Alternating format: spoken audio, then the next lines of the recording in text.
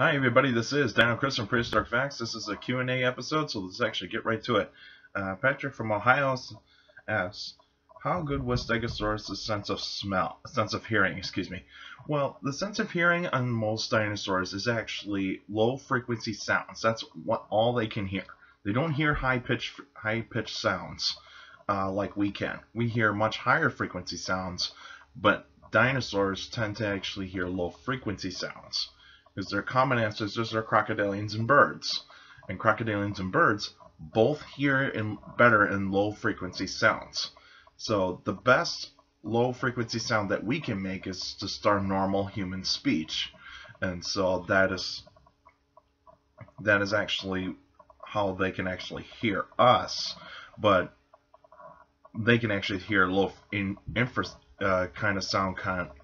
sound called infrasound.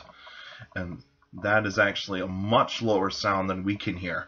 And it is just amazing to actually see animals today that actually have this infrasound, and all of those animals can hear each other just perfectly. And it's just amazing. You have no idea like how they're actually communicating with each other, and you can't hear it. And it's just pretty cool. So Stegosaurus, like most other dinosaurs, probably heard infrasound or low frequency sounds. Brenda from Morris, New York. Which documentary series should be remade, and which dinosaurs or prehistoric animals that you want to see? Well, I've always said this a lot. Is that I always believe that Walking with Dinosaurs should actually be remade, and also Walking with Beasts. Walking with Monsters is still a little bit recent, even though they could fix it up a little bit more. But I would actually say that Walking with Dinosaurs, it's getting close to 20 years since the original series actually began, which is insane. It's only 2 years until it turns 20. And I'd say that if BBC is willing to actually remake Walking with Dinosaurs, I would actually say make more episodes. Probably don't actually just do 6, like we start over into the Triassic in North America and during Pangea, and we just see Coelophysis, and then we go to the late Jurassic and to see the most iconic dinosaurs of North America, and then you actually talk about the marine reptiles of the Jurassic, and then you go over towards the pterosaurs of the Cretaceous, and then you go towards the polar dinosaurs of the South Pole, and then you actually in the Cretaceous, and then you have the end of the age of dinosaurs. I would actually say probably make at least maybe 10 episodes. Just probably start like say in the beginning when dinosaurs showed up. Probably do like a episode of a story on Eoraptor or Herrerasaurus, and then you can go towards North America during then you go towards North America and the Triassic and actually talk about Coelophysis. And then you actually head towards the like early Jurassic and actually talk about like say Dilophosaurus and all those types of dinosaurs. And then you go up right at the late Jurassic period where we actually do talk about the most iconic North American dinosaurs. And then you actually do talk about the marine reptiles of the Jurassic. Then you actually head over towards the pterosaurs of the early Cretaceous, and then you actually head over to possibly like maybe North America or Africa or even in South America to actually talk about the Carcharodontosaurs and the large titanosaurs that actually were roaming around. Maybe if you're gonna do one in Africa, probably do one like say about like say maybe like 95 million years ago. Actually talk about Carcharodontosaurus and Spinosaurus and kind of how they coexisted with each other. And then probably do one like say, you could still do the polar dinosaur one of the Cretaceous, and you could probably do like one like dinosaurs from Canada. You know, probably do like a episode of like say Albertosaurus and like all the other types of dinosaurs that were roaming around at that time. And then you go towards like the marine reptiles of the Western Interior Seaway, and then you head towards the end of the age of dinosaurs in North America. And so that would actually be what I think should happen. And I mean, add more dinosaurs. That's what a lot of people should actually get to see. More dinosaurs, more other types of animals that a lot of people never get to see.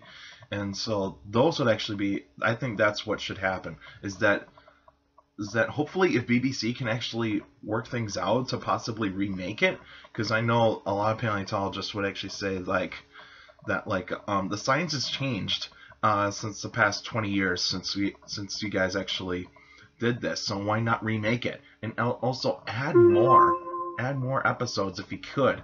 And so that would actually make the audience want to gravitate to learning more about these certain types of dinosaurs, that sort of thing. I mean, if they did remake Walking with Beasts, I would actually say that probably do it the same way, but also actually try to talk about other parts of the Age of Mammals, because it was just kind of really quick with certain parts. Like, we never got to look into, say, the Pliocene very much, and so that really kind of actually is a little bit of a disappointment. Probably actually talk about other marine animals that were actually around that time. Make one about Megalodon. That would actually be really cool. Anyway, but that's just my opinion on that. Alright, and Benjamin is asking, is Ekrixinatosaurus the biggest abyssosaurid? Well, I kind of looked this dinosaur up a little bit, and it is believed that the length of this animal could actually be towards 35 feet, which is longer and larger than Carnotaurus, which a lot of people believe that Carnotaurus was actually the largest of the abyssosauриds. But I would actually say that we still don't know that much about this animal, considering that there might not be that much specimens out there. It was found in rocks that date back to 98 million years ago, so it's actually just after Giganotosaurus went extinct. And so that really kind of actually puts a little bit of a pickle in terms of what could I know more about this. So yeah, it seems like that the size of this animal probably is the largest abyssosaurid of all time. I would say that, yeah. I mean, but even though, could there be another one out there, another abyssosaurid that might be larger than Ekrixinatosaurus? Possibly. I mean, we never know. We never know. And but it seems like the Ekrixinatosaurus might actually be the largest of the abyssosauриds.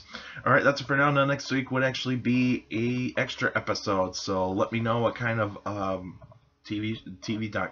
documentary or dinosaur movie or anything like that that you want me to review, and just let me know about that. And you can also you can still send me questions about dinosaurs or any other prehistoric life by emailing me at dinochrist71@gmail.com, or just go on my Facebook page, Prehistoric Facts of Dino Chris. Like the page, you can actually post your questions in the comment section on any Facebook post or even on the wall.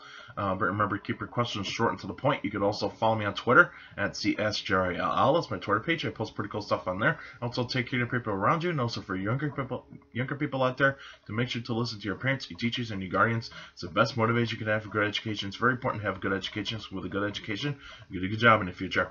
Alright, that's it for now, and I'll see you guys next week.